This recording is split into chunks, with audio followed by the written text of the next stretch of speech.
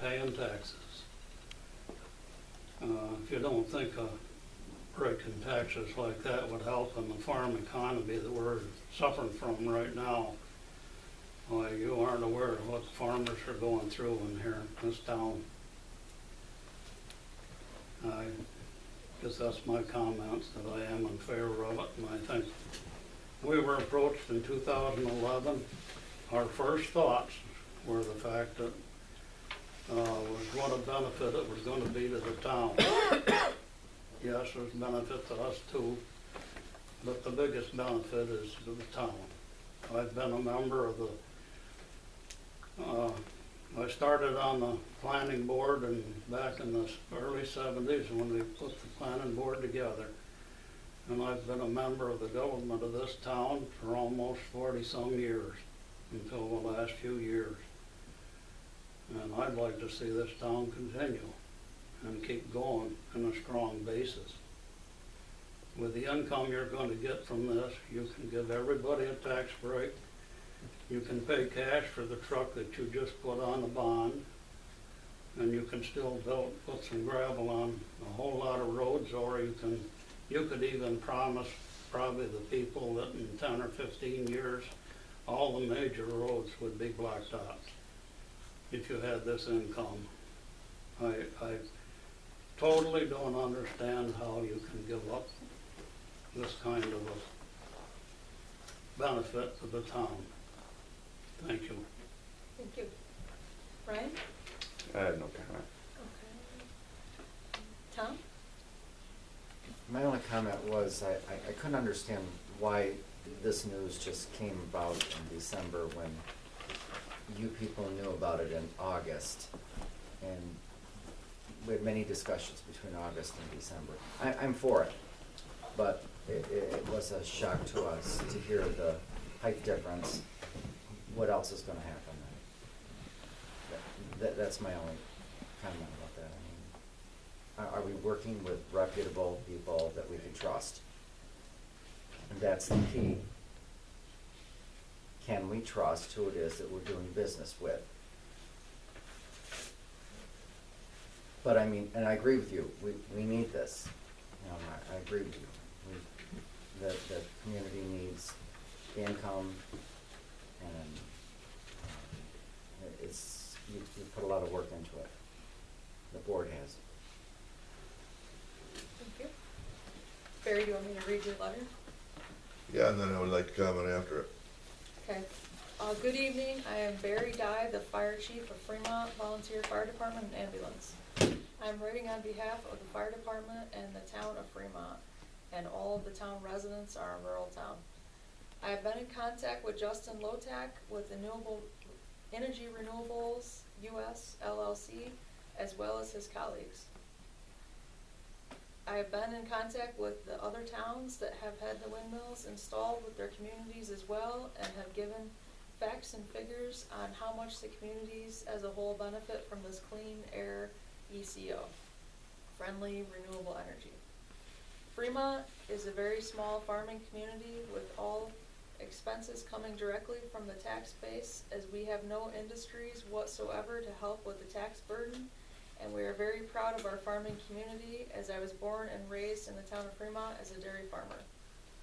We need to take a hard look at what subsidizing we can get as a whole group or community, try to help subsidize taxes and make it a better community and more attractive for people to want to live in this town that the people that were born and raised here have had their whole life. Not the ones that have moved here from other areas and want to change this beautiful rural town that we are proud of and continue to be proud of by helping one another out, not worrying about what this one has and what this one does not have. Quit being selfish and be proud of our town. Driving around our buildings are in need of repair, as the town equipment is aging and in need of replacing windmill. Subsidizing would be a great asset to assist our community in updating highway equipment and maintenance on the building, and taxes to keep it an attractive town to live in, as it always has been. I have lived in this town for 50 years and have been a volunteer for 30 years for this town and will continue to do so as I am very proud of my hometown. So in closing, we as the fire department support the windmills for the town as a whole and for the tax base and the subsidizing that it will give our agricultural community that we have worked to preserve our whole lives and would like to hand down to generations to come. I am asking the town board to look hard at the benefits of this and not to be selfish or just have a vendetta against their neighbor. Thank you for your time and consideration. Chief Barry E. Dye.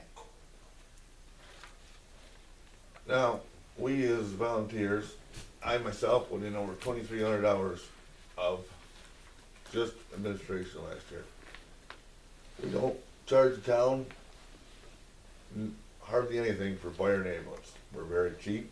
We try not to raise it. We haven't raised it, I believe, in 2 years, correct? And it's nothing for us. Our trucks, we got 2 tankers that are 35 years old. We just bought a second ambulance off the town of Alma, which is up by Eagle and Bliss in Buffalo. Because our other ambulance is aging and breaking down, and we're relying on Hornell to cover a lot of us, and then that puts a bill for you guys of about $2,700 for Hornell to come pick you up. So we have purchased a second ambulance that should be in service within a month when we get state approval. We can get work done on another one. What I'm getting at is we don't have anything fancy. I did write a grant last year, got a new rescue truck through a mayor's office for $250,000. We had to pay $50,000 of our own. We get $63,000 from the town for fire and ambulance. $22,000 of that a year is paying for, we had an insurance raise this year for insurance. So we're running on $40,000 a year other than our fundraisers. We have a fundraiser every year, and I can name 4 people in this room that show up to it from the town. They know who they are. So we get very little support from this town. And I've supported this town my whole life. I've been a volunteer for years. I'd like to know how many hours I put into this town. And I think we should be proud of this town, and it's going the wrong way. As a fire department, they wanted me to write a letter and support, so that's what I did. If people hate me, I did as the fire department asked me to do. But we're out here volunteering our time, and I don't think any one of you in here that live in the town have had a problem calling us when you needed us, and we were there. So that's all I got to say. I was asked to do it, and I did it. Thank you, Barry. I don't know your name. Seth Hilton. So, okay, would you like to speak? No, I'm all right right now.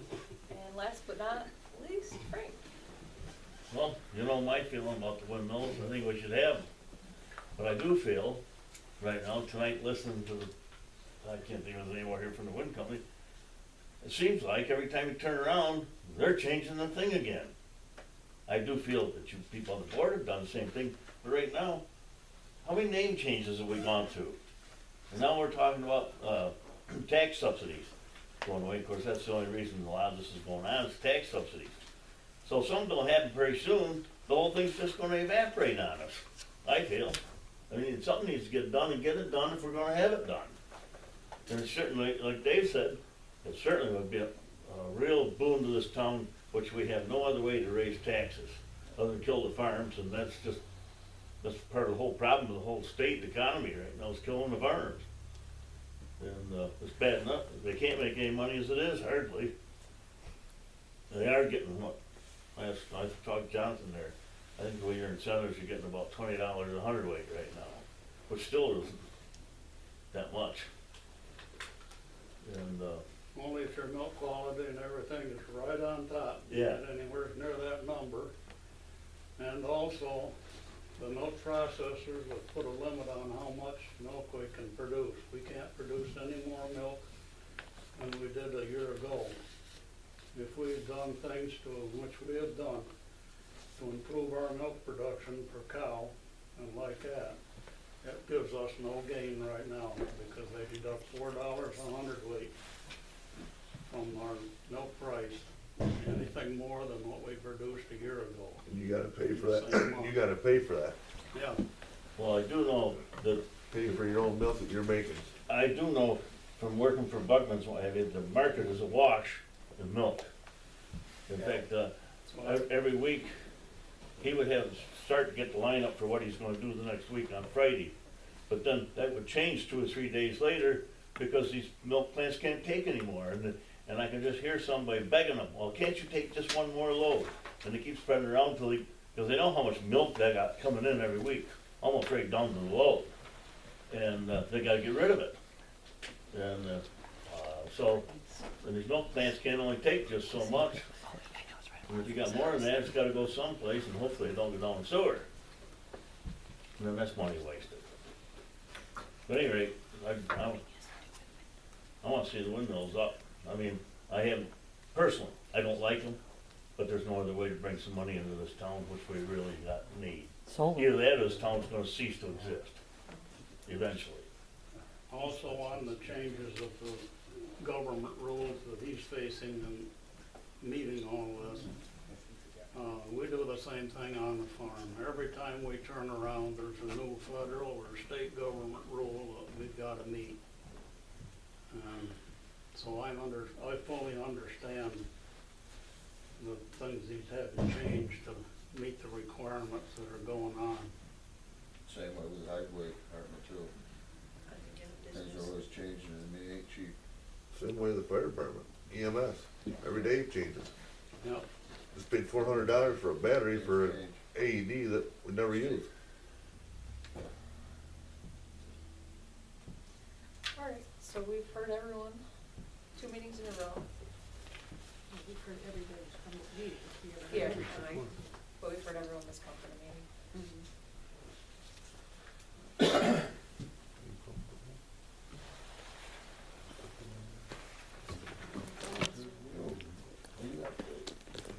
Are the machines getting too expensive with the lack of subsidies? Is that the issue? So we lose subsidies if it's becoming not so feasible, or is the power, is there too much power being made? So, yeah, it's complex.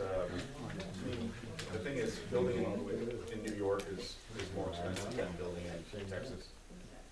There's a lot more hoops to jump through the permitting process. There's a lot more constraints that get put on you that really hurt the economics of the project. Right.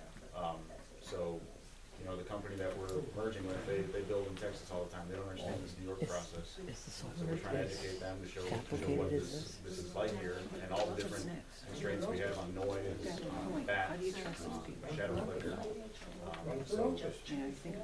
That combined with, I think, the sales subsidies on the way, it's changing the game. It's a scam. Hi, you guys, Justin trying to speak.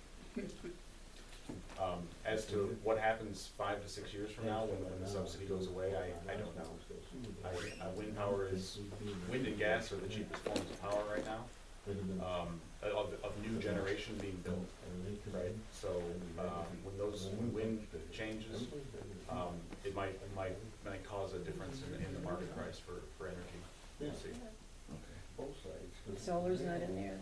Solar keeps decreasing year after year, so, you know, wind is decreasing as well, it's been decreasing, but now there's this tax subsidy which is about to go away. And I think, sorry.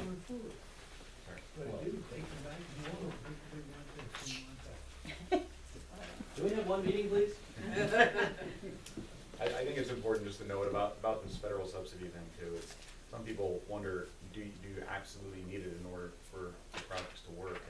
And part of the problem is, you know, when investors in a project see that the economics are changing, they want to invest now versus later, and that starts changing the dynamics of being able to get money to build projects too. So it doesn't always mean purely that, you know, 5 years from now when the subsidy goes away, you know, is wind gonna go away? I doubt it. I think that the market will adjust in some way, whether the investors that are finding ways to still justify it, or the power prices actually change. We'll see. Okay, thank you.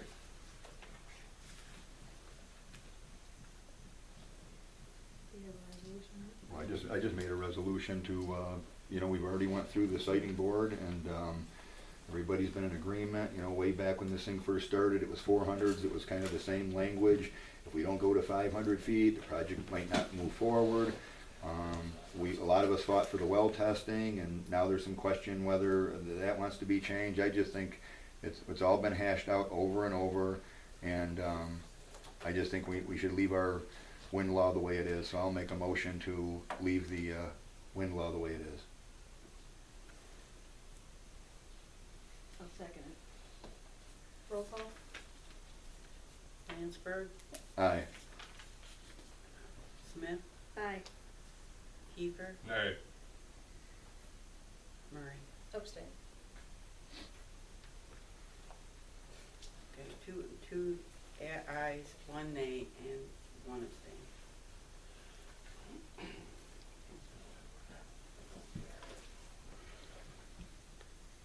Alright, let's move on. We need a resolution for Dragnet Sand and Gravel to crush, what, in 2 weeks, Jeff? Or the next couple of Could weeks? be this week, next week, yeah. The price has gone up. $2.40, to $2.40, not $2.40. Oh, Yeah, I was gonna say, you better move the decimal point. Yeah. you told me 200 for it. $2.25 last year, Okay. $2.25 last year, it's went up to $2. That's better. Yeah, 12,000 ton, that's hot. Sorry. That was a last minute addition. Do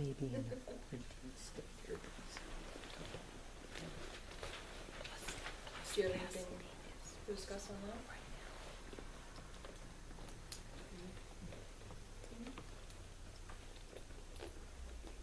Do I hear a motion for it? I'll make a motion for Daggett Sand and Gravel to crush for $2.40 per ton. I'll second it. Roll call? Murray, Aye. Smith, Aye. Kiefer, Aye. Lansberg. Aye. 4 ayes, 0 nays, 0 abstain. And then Hunt Engineers came and looked at the town roof. And then I did ask him to put together a proposal for the services so we didn't get out of control. We proposed to provide these services for a lump sum of $3,200. And I recommend that $250 be budgeted for this purpose for expenses. In addition, meetings will be charged $400.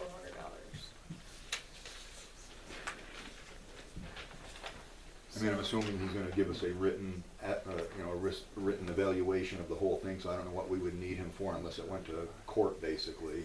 But he wants $3,200 for the written evaluation. Yeah. I mean, I don't know what choice we have. They've got a major problem with the roof over there. It's not gonna get any better if it's fixed. I mean, Yeah, but I hate to, we're looking at $4,000 here. yeah, I realize that. I mean, the town attorney said this was the next step, that, you know, we had to get, an engineer there to come and, give his legal advice on it. So, I mean, me personally, I don't know what choice we have. Either leave the roof the way it is, which that's a no-brainer. We can't do that. And, I mean, we've already said, we paid, what, $20,000, so we still have to pay 4 or 5. I mean, that right there would technically cover the cost of this, but, depending on how you look at it, is this a fee that, if it went to court, could be, charged to that, I think anything above that would be more Yeah. if they went to court. Yeah. If you go to court, you're not gonna get any money out of the contractor. Well, I don't know why we wouldn't. He's got insurance. Well, insurance doesn't cover, poor installation. You're better off having him do what he said he's gonna do, let him cod job it, and try to get it fixed. These things are supposed to, these metal roofs are supposed to be, 20 to 50 years, I believe, so, and the way he wants to come back and fix it isn't right either, so. The building's got some troubles as it is. I mean, personally, I've said it before, I don't think these things ever go to trial. The attorney sends a letter to his insurance company. I mean, if it does go to trial, that's why we have the engineer saying that the whole process was done improperly, so. But I just hate to spend $4,000 on the engineer, not get anything from the contractor, and be out that much more money, when we could put that into it and get it fixed. I agree. I disagree. What's that? I mean, you could spend that money and still not have nothing. And there's no guarantee, should you be able to drive this thing to a trial, there's no guarantee we're gonna win either. but we'd have that money and just fix it. The backside, I In don't the think meantime, you really could have needs taken to that be money and fixed. paid to start fixing it. But we've already heard he's not gonna do it the way the code officer